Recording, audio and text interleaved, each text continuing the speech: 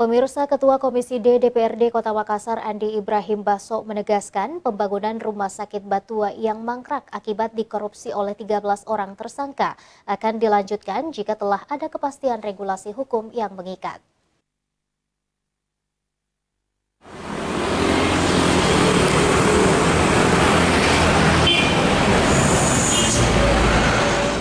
Kelanjutan pembangunan rumah sakit Batua yang mangkrak akibat dikorupsi 13 orang tersangka kembali dipertanyakan.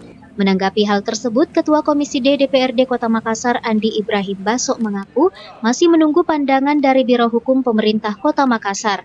Pasalnya, ia tidak ingin jika pembangunan rumah sakit Batua ditindaklanjuti tanpa regulasi hukum yang jelas.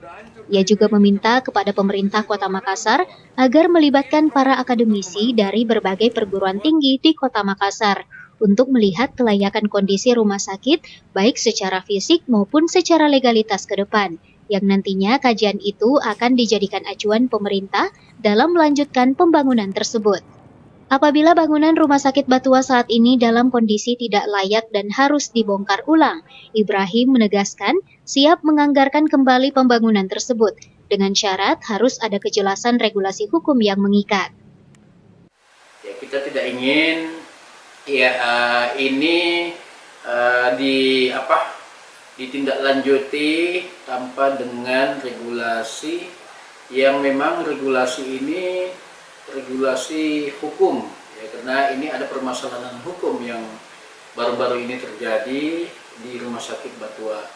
Nah, oleh karena itu kita sembari mendapatkan pandangan hukum dari pemerintah Kota Makassar, juga kita menginginkan agar kelanjutan nanti daripada rumah sakit Batua ini, karena dia berdiri di lahan pemerintah, tentu ya mau tidak mau nanti ada tim yang akan bekerja tentang bagaimana melihat rekonstruksi daripada bangunan ini layak atau tidak layak.